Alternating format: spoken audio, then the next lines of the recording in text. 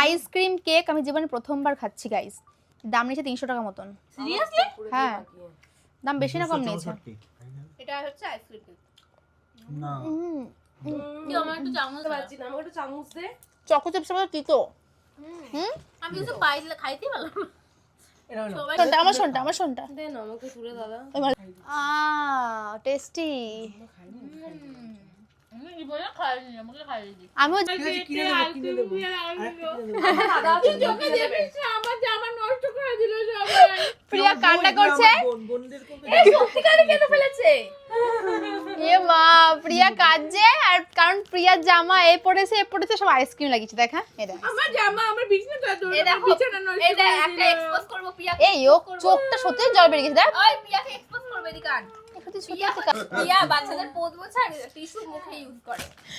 আর বাচ্চাদের পোদ মোছে কেন? যাতে বাচ্চাদের পোদে গোটা না ওঠে। মানে বাচ্চাদের